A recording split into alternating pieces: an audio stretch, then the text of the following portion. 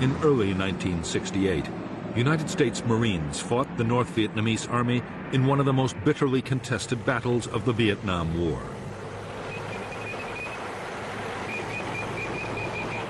For 77 days, 20,000 NVA troops laid siege to the Marine combat base at Khe Sanh.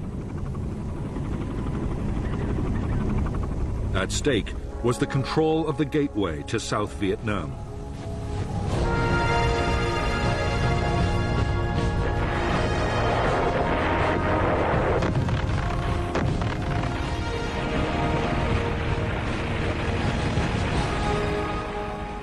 The siege of Khe Sanh was the longest single battle of the Vietnam War.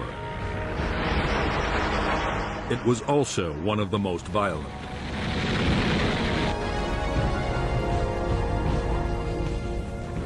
There were savage artillery duels, mass infantry assaults, and fierce hand-to-hand combat.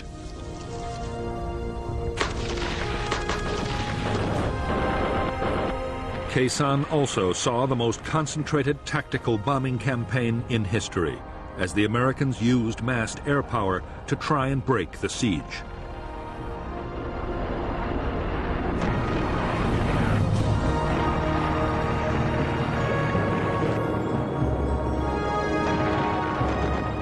The North Vietnamese meant their attack on Khe Sanh to deliver an historic victory that would destroy the will of the United States to carry on the war. In fact, in spite of immense sacrifice, the North Vietnamese army would fail.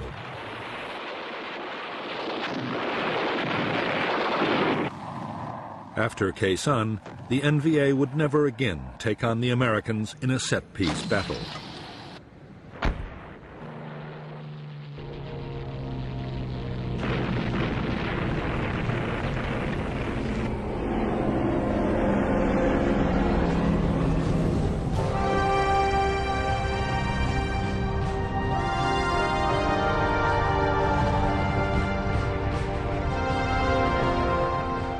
In March 1965, 3,500 U.S. Marines had been the first American combat troops sent to South Vietnam.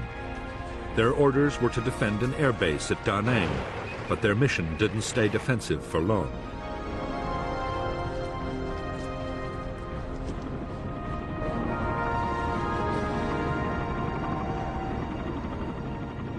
In spite of years of U.S. backing, South Vietnam was close to losing its war against communist Viet Cong guerrillas.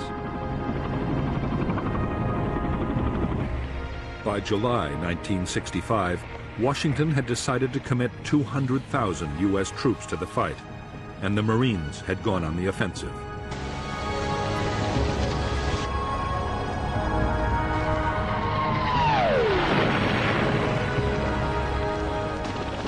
American commanders saw their role as taking on the Viet Cong's big units, the battalions and regiments.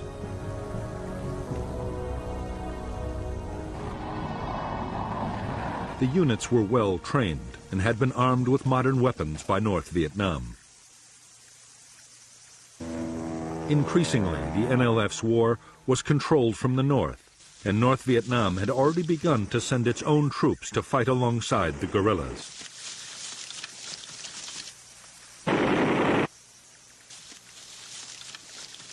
The first big battle between the Americans and the Viet Cong was in August 1965. In Operation Starlight, the Marines smashed a Viet Cong regiment. In November, in the Ia Drang Valley, the 1st Air Cavalry Division battled nearly 6,000 North Vietnamese Army troops. According to General Westmoreland, the Americans killed more than 1,200 in a storm of heavy fire.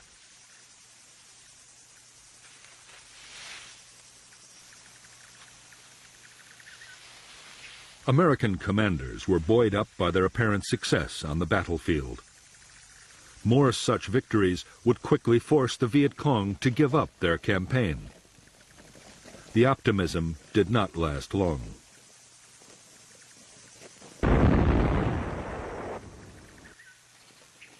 By the close of 1965, the Americans were finding it impossible to make the Viet Cong fight pitched battles. Meantime, U.S. casualties were rising fast from ambushes, booby traps, and surprise attacks.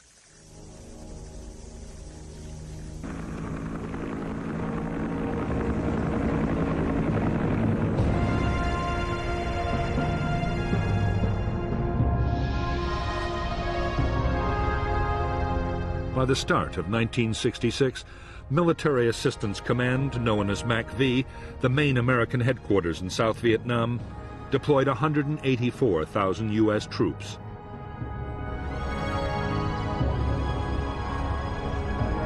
Army units were concentrated in the Saigon area, in a strip along the Central Coast, and in the Central Highlands.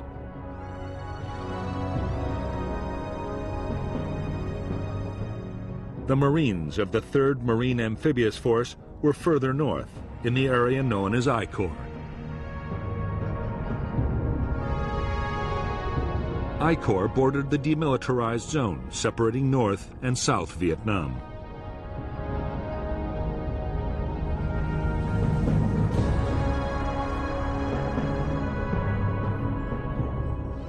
The Marines now had 3 main bases in I Corps, at Da Nang, Chu Lai, and Phu Bai, while the South Vietnamese Army had headquarters at Hue and Quang Ngai.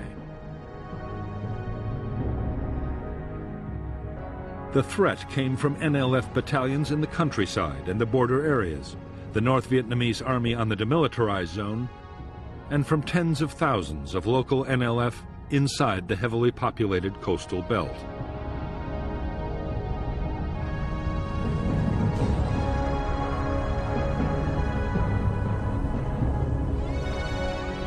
To the NLF, the coastal villages were a priceless asset.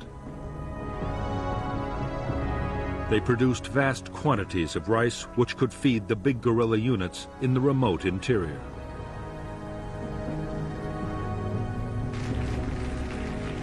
They also produced large numbers of recruits.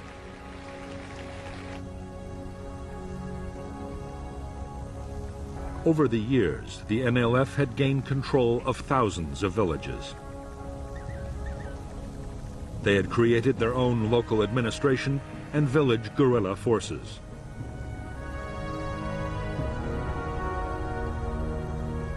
The villages also played host to the big units as they passed through on operations.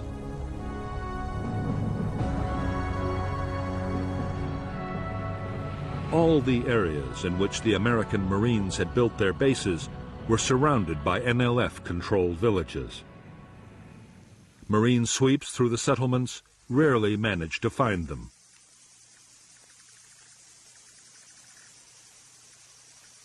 Viet Cong tactics were to pull out the main guerrilla forces and officials, leaving only snipers and booby traps behind.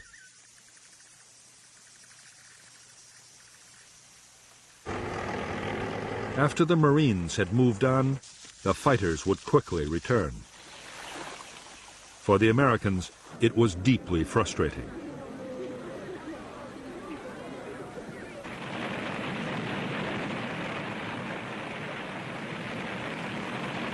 The Marines were forced to think again about how they could fight this new and unsettling kind of war.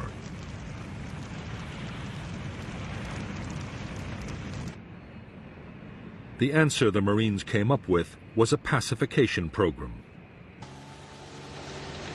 The idea was to fight the NLF for control of the villages and to do it around the clock.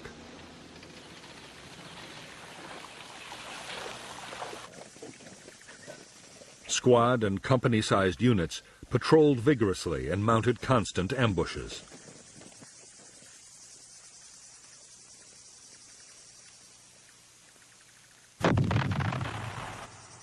The rice harvest was protected to keep it out of Viet Cong hands. In areas that stayed hostile, whole villages were moved by force to districts already pacified.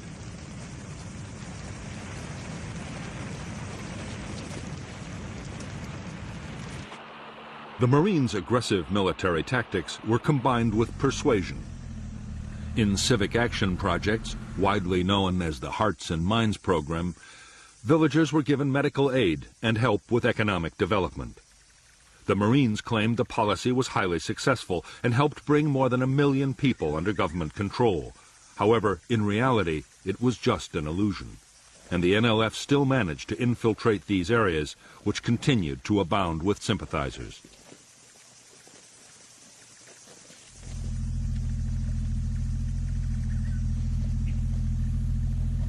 The change came in mid-1966. General Westmoreland, the commander of U.S. forces in South Vietnam, had never agreed with the Marines' methods. He believed that controlling villages was a waste of highly trained and heavily armed troops. Westmoreland argued that the Marines should instead be used to pursue the enemy's big units in the remote interior.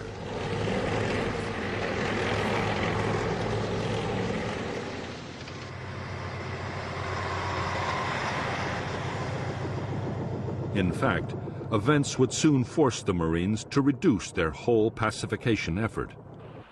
Civil unrest erupted between South Vietnamese factions right across the country.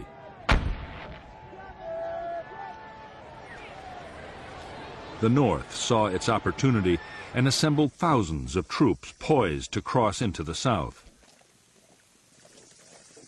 It was a threat the Marines could not ignore.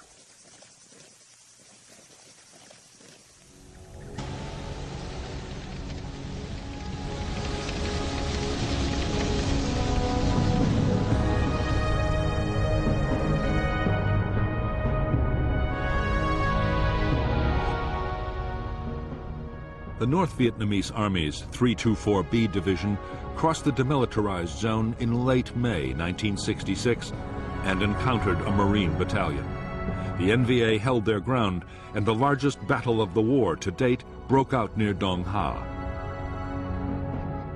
General Walt moved most of the 3rd Marine Division north, 5,000 men in 5 battalions.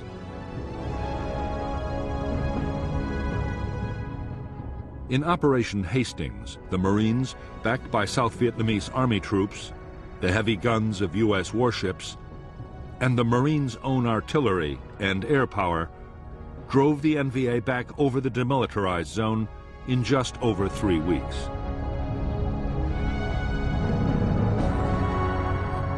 Because the Marines were forbidden to cross the demilitarized zone into North Vietnam, the 324B Division, along with elements of 2 more divisions, were able to regroup and return to the south almost at once.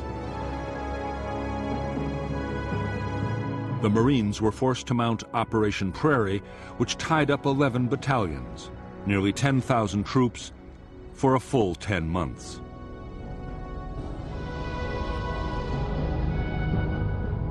To support the operations, they and Special Forces units built a string of combat bases stretching from Jiolin in the east to Khe Sanh in the west.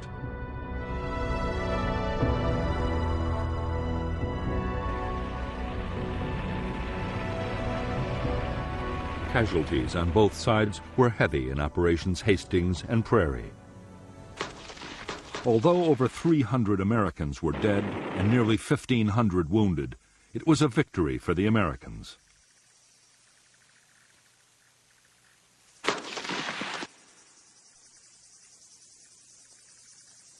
However, the NVA divisions had not been beaten.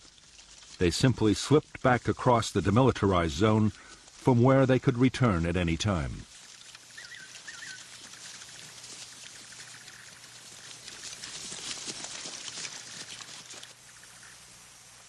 The Marines now had little choice but to keep strong forces in the area.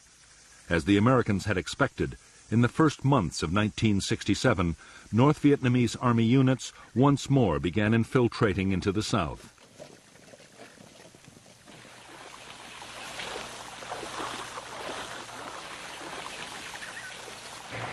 The Marine reaction was to mount big operations to find them and cut them off.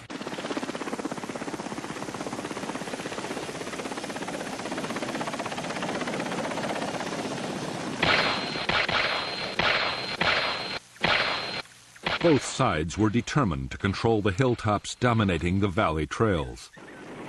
The bloodiest battles of all were those fought for the hills surrounding the Marine combat base at Khe Sanh. These were 881 North and South and Hill 861, thus named for their height in feet.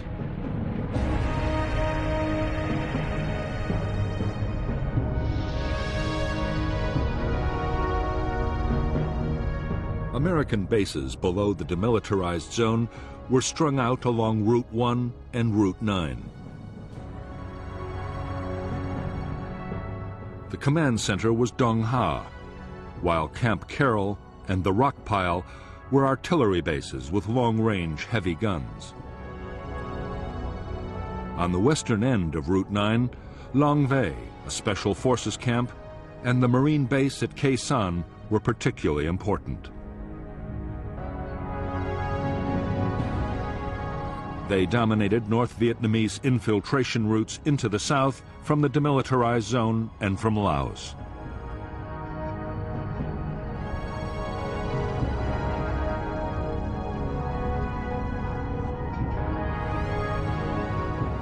Khe Sanh Combat Base sat astride the valley of the Rao Quan River, with Dong Tri Mountain to the north and a series of smaller, numbered hills to the northwest.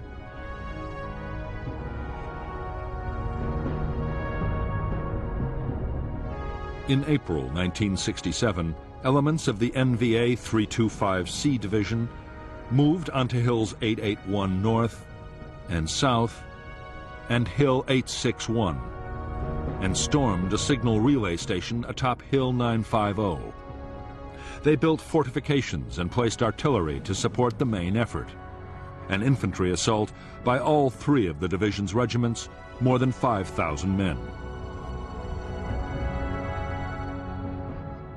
The base at Khe Sanh had been defended by only a single company of Marines. But now, American strength was raised to 2 battalions with more artillery. By May 5th, after violent battles, the Marines had seized all 3 key hills. The battered North Vietnamese division pulled back over the demilitarized zone and across the Laotian border.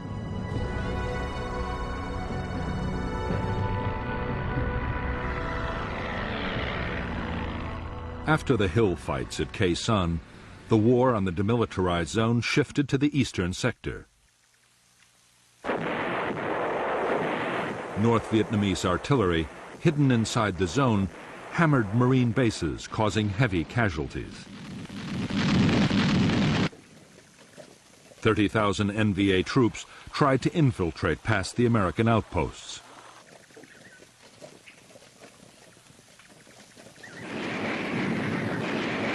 In July 1967, there was heavy fighting near Con Thien, killing 1,300 NVA troops.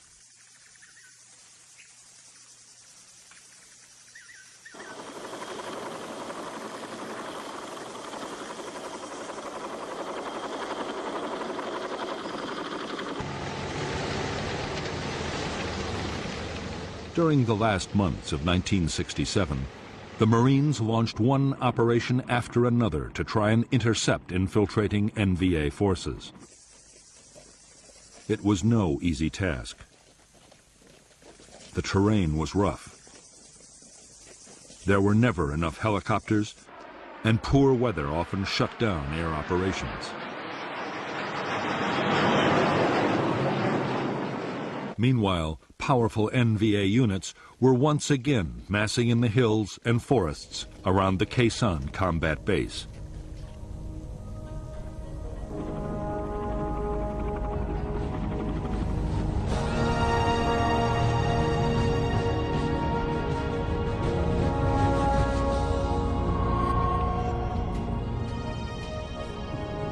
Since the start of the conflict, North Vietnamese leaders had been arguing bitterly about how best to win the war in the south. The president, Ho Chi Minh, was by now aging and in poor health, but he still had enormous influence.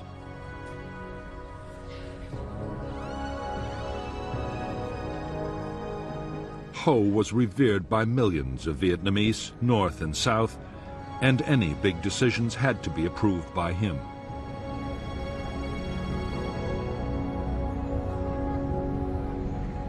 For the last 2 years, Ho had supported a cautious approach to fighting the war. But in mid-1967, he backed a new strategy pushed by powerful figures within the Politburo, including Li Tuan, the General Secretary of the Communist Party.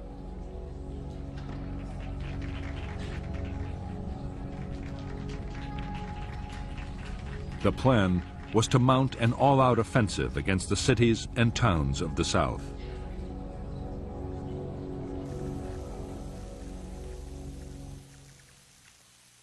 The NLF guerrillas inside South Vietnam would launch most of the attacks.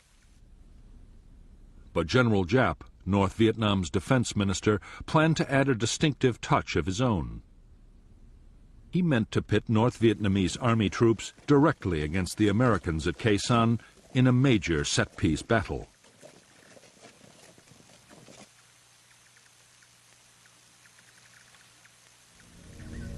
He would even direct the attacking forces himself.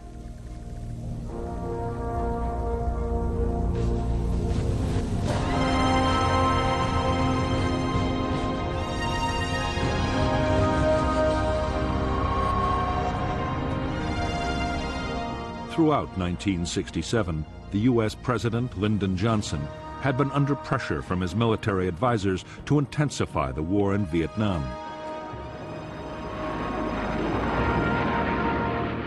The Joint Chiefs of Staff wanted the president to ease the many restrictions on the bombing campaign against the North.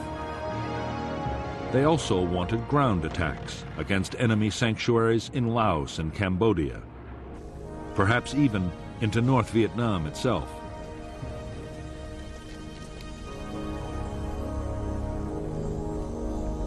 Without such measures, they could see no prospect of victory soon.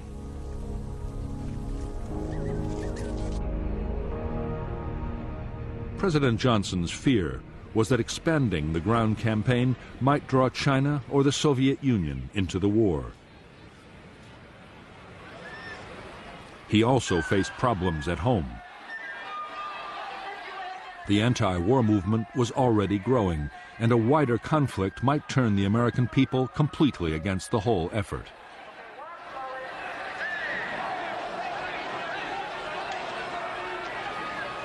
The last thing the president wanted to hear was that the communists were preparing for a major offensive. But General Westmoreland, the commander of U.S. forces in Vietnam, was warning that a large-scale attack might be on the way. Westmoreland believed that the North Vietnamese army was preparing a big push into the South, and that its first target might be the Marine combat base at Khe Sanh.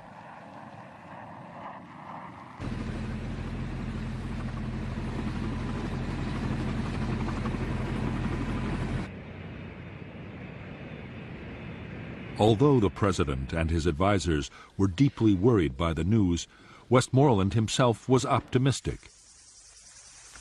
He believed he had the forces to deal with any threat, and a massive enemy offensive might be the opportunity he'd been waiting for.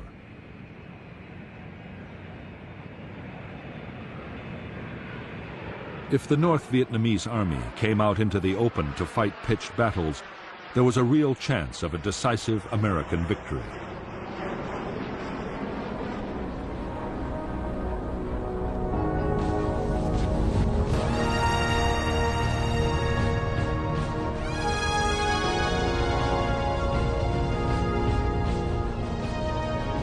For the North Vietnamese army and its commander, General Giap, attacking the Americans at Khe Sanh promised a whole series of benefits.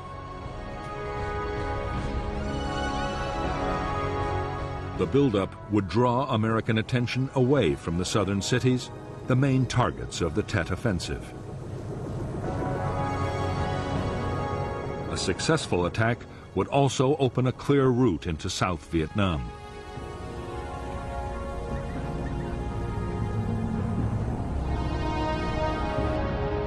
A victory at Khe Sanh might also bring another, even more valuable prize: The U.S. Marines defending the base were an elite force, and crushing them might damage American morale beyond repair. In 1954, 13 years previously, General Giap had inflicted just such a defeat on French colonial forces at Dien Bien Phu.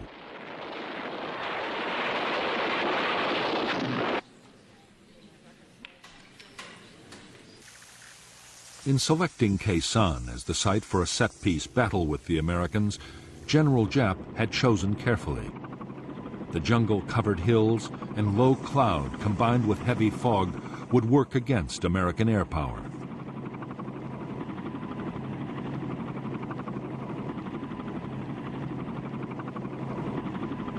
And while his own troops were close to supplies and reinforcements, the Americans could be cut off from any outside help.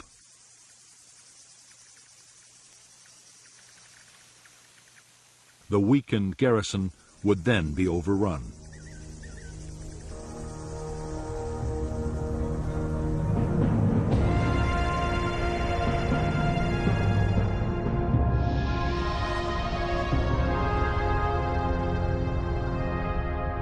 From March 1967, the Americans had succeeded in sending heavily armed convoys down Route 9 to Khe Sanh.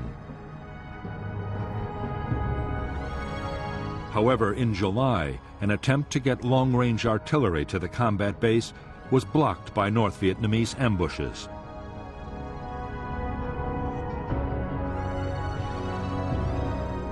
Soon, the NVA had closed the road completely, and the first phase of the campaign against Khe Sanh was completed.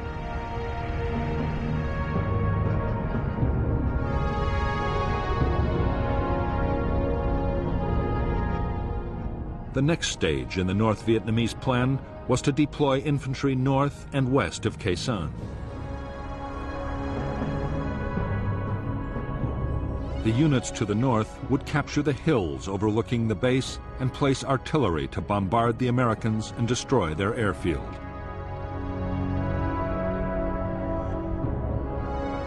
They would also mount ground attacks to create a diversion.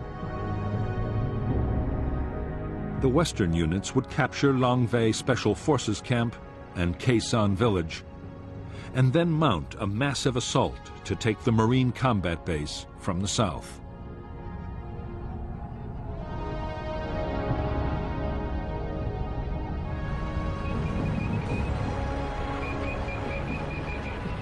A vital ingredient of General Giap's plan was to soften up Khe Sanh and its surrounding hill outposts with massive artillery bombardments. It was vital to prevent American aircraft from finding and destroying the guns, mortars, and rocket batteries before the attack.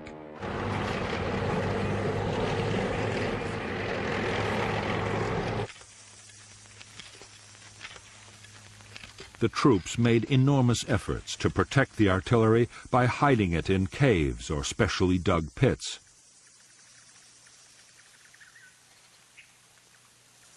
They sighted huge numbers of anti-aircraft guns to drive away inquisitive reconnaissance planes, while everything was hidden by elaborate camouflage.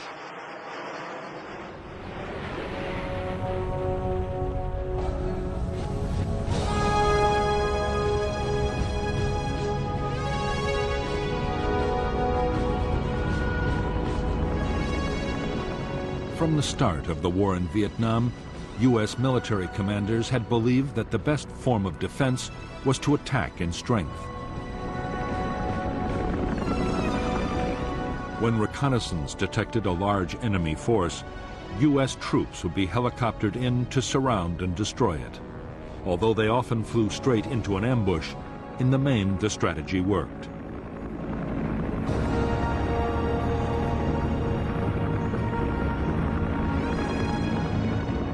The problem with the American tactics was that they needed ever-increasing numbers of troops and helicopters.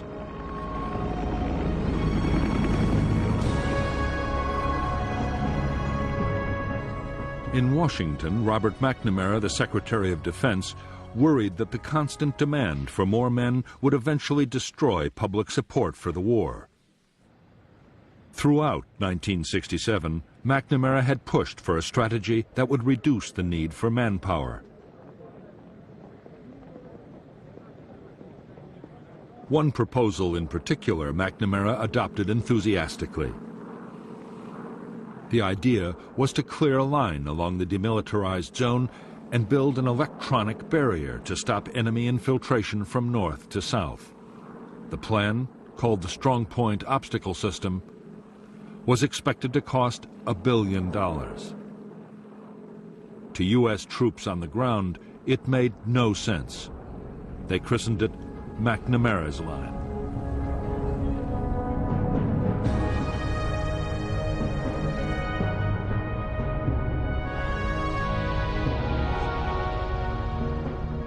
Because the eastern part of the demilitarized zone was flat ground, the area was given the first priority for defense. The plan was for 9 strong points, including Con-Tien and Jiaolin, linked by fencing, minefields, and electronic detectors.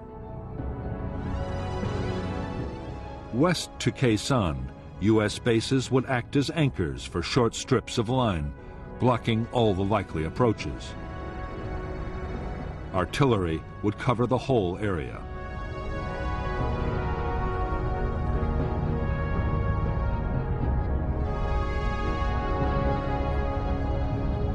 By the end of 1967, the eastern part of the Strong Point Obstacle System was almost complete.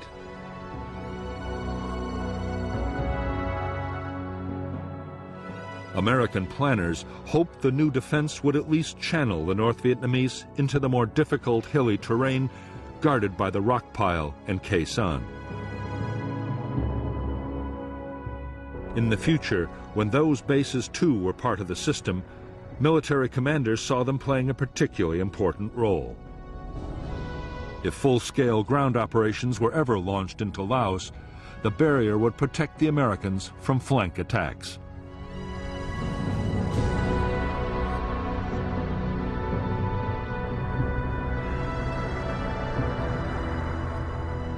The Strong Point Obstacle System was deeply unwelcome to U.S. commanders in the area. Building just the eastern part imposed a heavy burden on the Marines. The line was soaking up vast amounts of material and manpower, restricting offensive operations. Worst of all, the construction work and the transport supplying it were sitting targets for North Vietnamese gunners.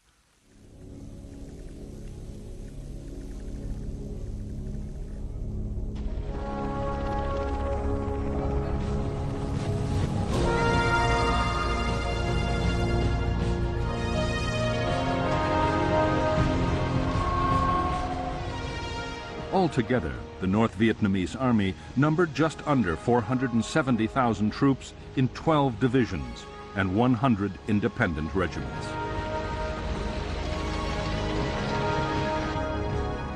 There was also a small navy for coastal patrol and an air force to defend against American bombing raids, together with an air defense missile force.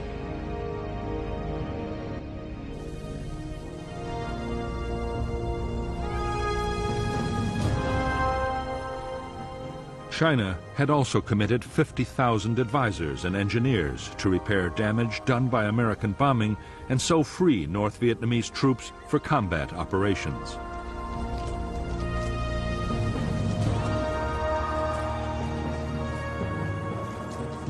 By now, the NVA had taken over all military activity in the northernmost parts of South Vietnam, and 102,000 NVA troops were available to fight in the south. All the same, the planned Tet Offensive was not meant to depend heavily on the Northern Army. The southern guerrillas, the Viet Cong, would do most of the fighting, and just over a quarter of NVA units in the south were to be committed to Tet. The rest would either be held back as a reserve or thrown into the battle against the Americans at Quezon.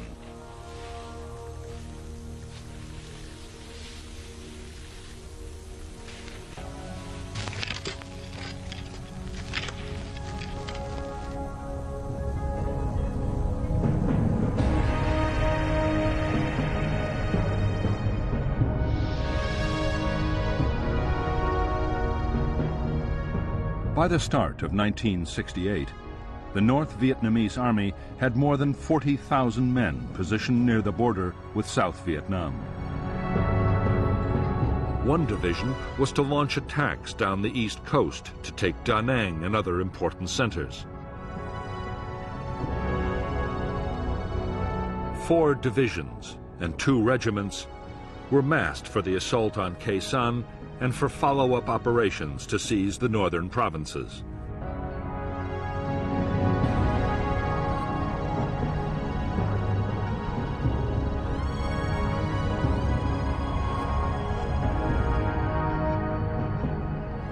North of Khe Sanh was the 325C Division, with 3 regiments and a battalion.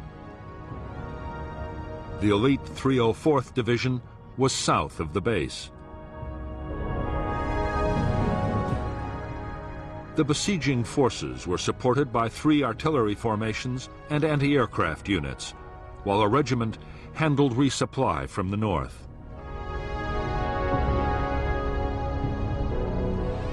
Further east, another division was placed to threaten the American artillery base at the rock pile, to keep Route 9 cut, and to act as reinforcements.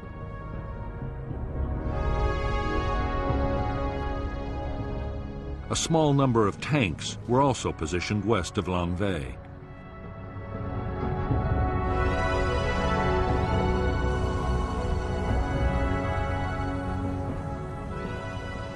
If the battle for Khe Sanh was to end in victory, General Giap and his planners knew that an uninterrupted flow of supplies would be the key.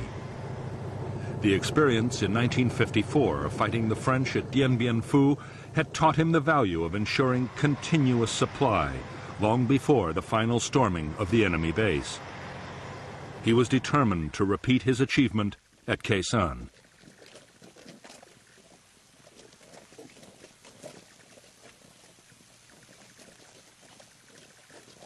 To get ammunition, food, and materials to the forces attacking Khe Sanh, Giap ordered the building of 2 new roads.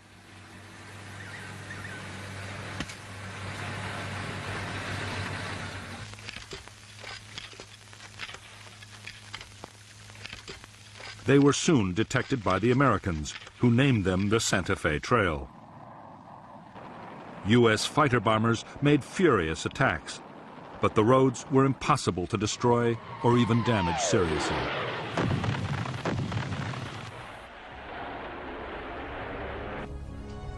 The Santa Fe Trail was heavily camouflaged and fully equipped with bunkers, storage depots, and way stations. The roads were protected by heavy anti-aircraft cover.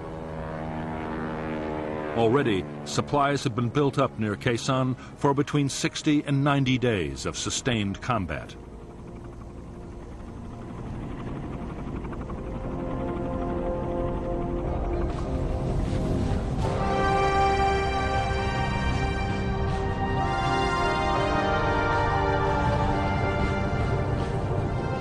For more than a decade, the North Vietnamese Army had been getting military equipment from China and the Soviet Union.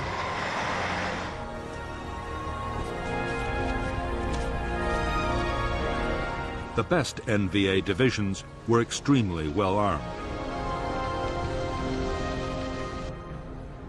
The rugged and effective AK-47 assault rifle was perfect for the harsh battlefield conditions of Vietnam.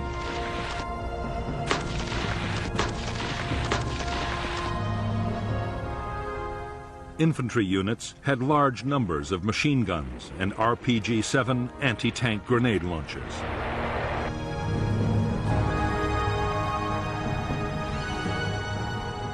The main defense against American air power for the troops around Khe Sanh was the Soviet K-38 heavy machine gun. Near special installations, the NVA anti-aircraft units were armed with 37mm anti-aircraft cannons, a menace even to the fastest American jets.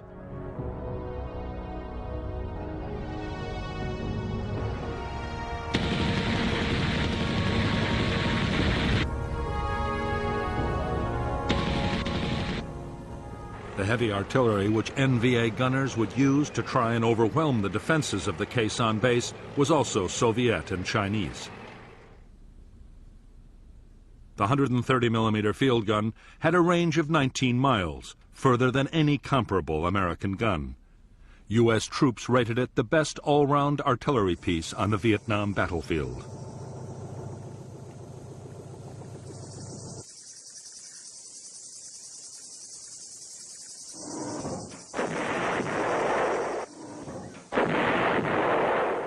The guns would be reinforced by huge numbers of rockets and heavy mortars.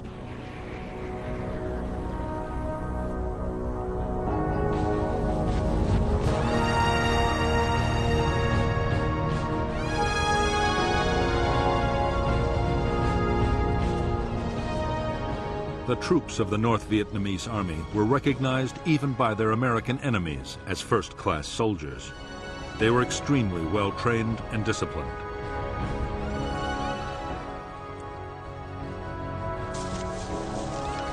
They were skilled in tactics, and their morale and determination often seemed to the Americans to border on the fanatical.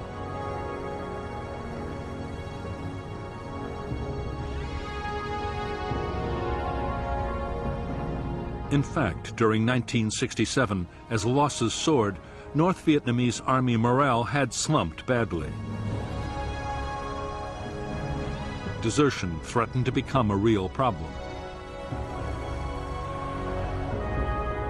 The grueling trek from home bases to distant Khe Sanh had also taken its toll.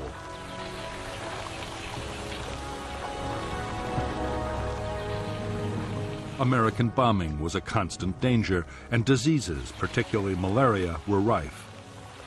Most of the NVA soldiers who were massing to attack Khe Sanh were from the coastal lowlands of North Vietnam and found life a misery in the sodden, insect-infested jungles, as did their enemy.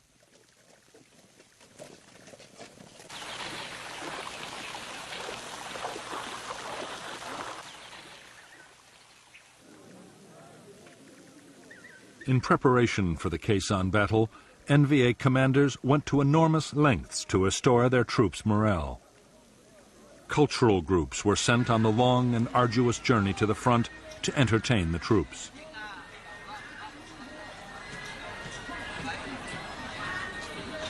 The message was simple and was reinforced at every opportunity by political officers. The coming campaign would deliver the victory they had hoped for so many years.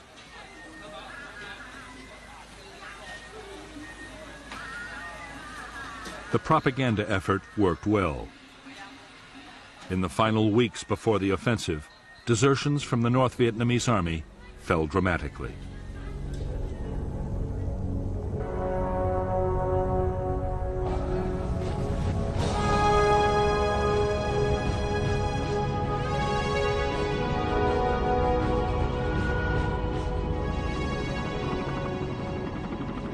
In late 1967, 73,000 of the almost 500,000 American troops in South Vietnam were United States Marines. They were under the command of the U.S. Navy Pacific Fleet Headquarters in Honolulu, but operational control was with General Westmoreland's Military Assistance Command in Saigon.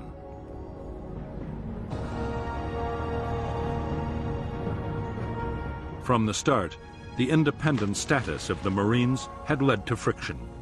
Often they were accused by the Army and the Air Force of fighting their own private war.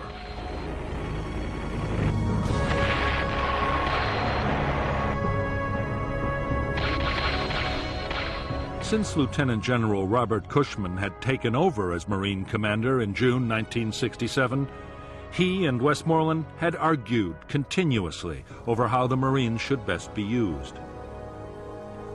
The latest issue was the McNamara Line.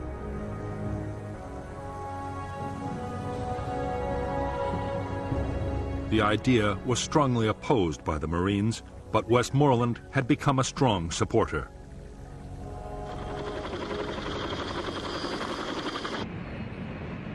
There was also a major disagreement brewing over who should control Marine air power. On the eve of a major battle, inter-service rivalry was threatening to grow into a serious problem.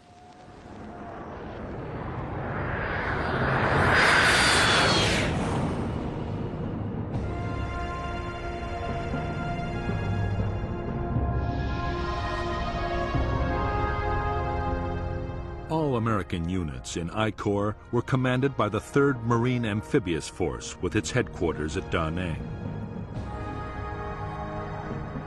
The force controlled the 1st and 3rd Marine Divisions and elements of the 5th, along with the 23rd Army Division, 2 Army brigades, and a squadron of armored cavalry. The South Vietnamese Army deployed 2 divisions and an infantry regiment in I Corps, and there was also a brigade of Korean Marines.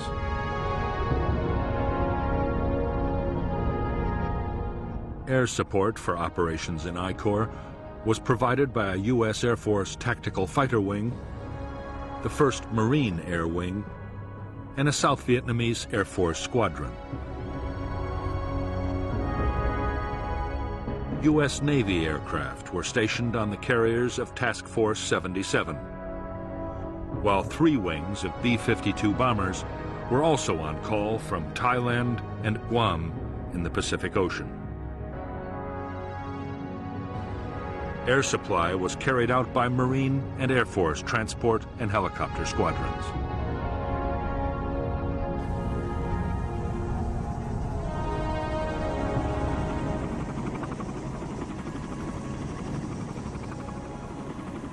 As more than 100,000 men, half of all U.S. combat units in South Vietnam, had been concentrated in I Corps, the supply system had been strained to the limit. On the DMZ alone, ammunition consumption was running at 25,000 artillery shells a month. The Marine supply lines stretched from the United States to Okinawa in the Pacific and on into Vietnam.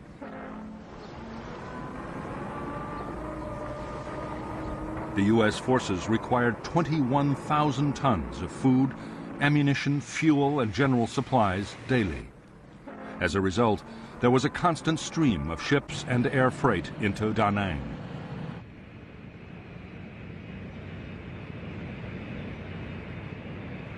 Getting the supplies to where they were needed was a massive job. Vietnam was the first war to see computers used to control supplies. The requisitioning system handled over 80,000 different items, from boots for the men to spares for helicopters.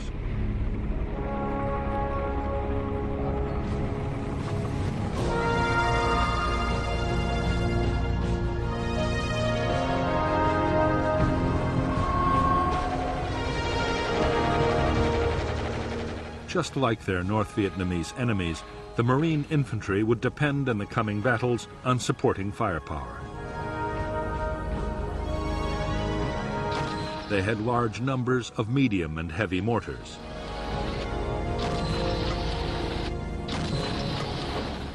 The Marines would also make good use of 106mm recoilless rifles.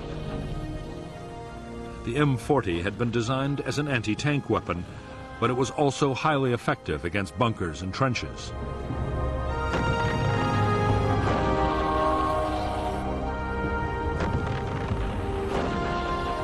Marine bases always had their own standard 105mm artillery pieces. The guns had a range of 7 miles. Some bases, including Khe Sanh, also had powerful 155mm howitzers. They could lob a heavy shell over 9 miles at a rate of 4 rounds a minute. The base could also call in supporting fire from the Army's huge 175mm self-propelled guns. These weapons could fire a 170-pound shell 23 miles, just enough to reach the Khe Sanh area from the rock pile or Camp Carroll.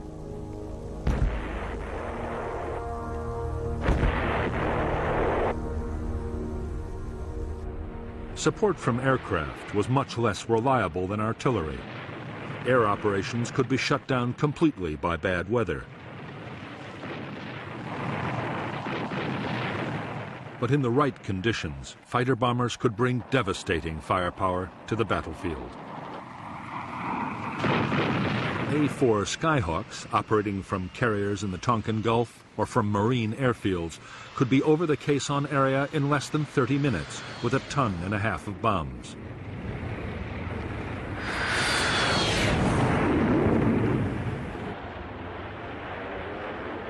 Navy, Marine, and Air Force Phantoms were also on call. Although designed as an interceptor, the F-4 was a powerful bomber. It could carry 18 750-pound bombs or 11 canisters of the devastating flammable gel, napalm.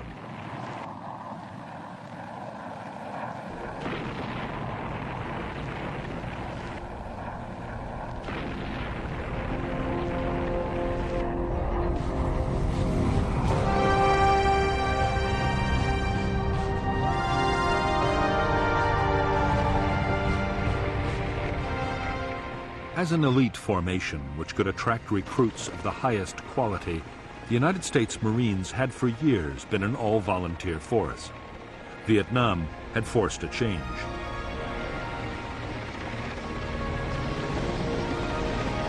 Restricting tours of duty to 13 months and the steady accumulation of casualties meant the Marine Corps had to take in draftees. Around 20,000 men had been drafted in by the end of 1967.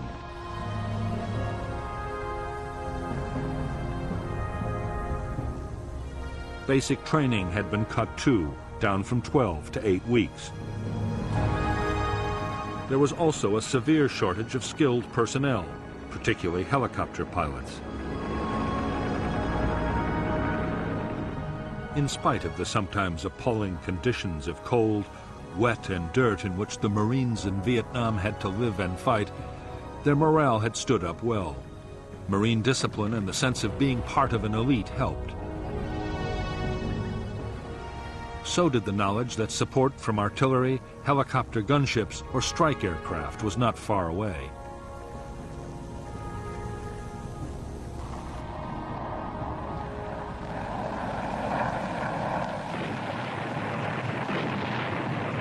But nothing helped the morale of the men as much as the superb medical evacuation and treatment system.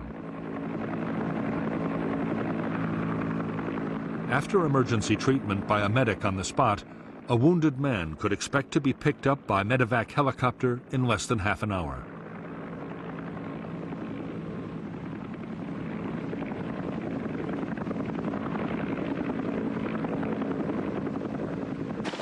The crews of evacuation helicopters were among the most admired troops serving in Vietnam.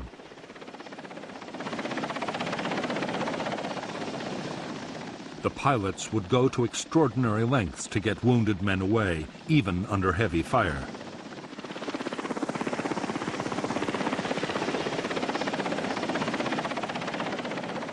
In I Corps, evacuation was to one of 3 field hospitals or to the main hospital at Da Nang. There were also 2 fully equipped Navy hospital ships, each with more than 500 beds.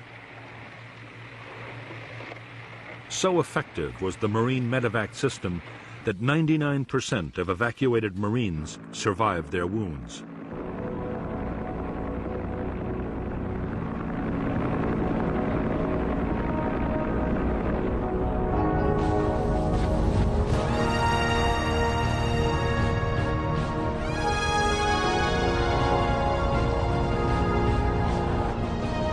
As evidence had mounted that the North Vietnamese were going to attack Khe Sanh, the Americans took a quick decision to reinforce the base. By the close of 1967, the 3rd Battalion of the 26th Marines had arrived to boost the garrison.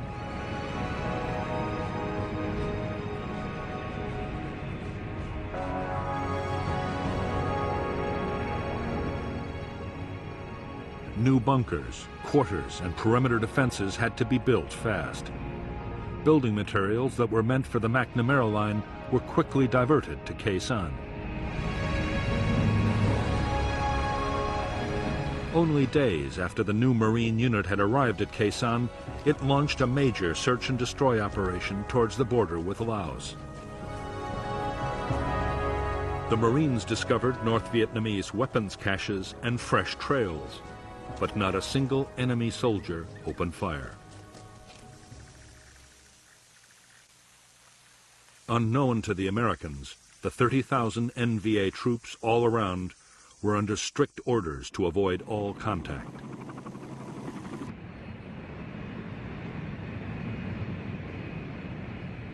Christmas 1967 came and went on the demilitarized zone, but the North Vietnamese stayed uncannily quiet. However, there were signs of intense NVA reconnaissance around Khe Sanh. Most Marines now believed the question was not whether the North Vietnamese meant to storm Khe Sanh, but when.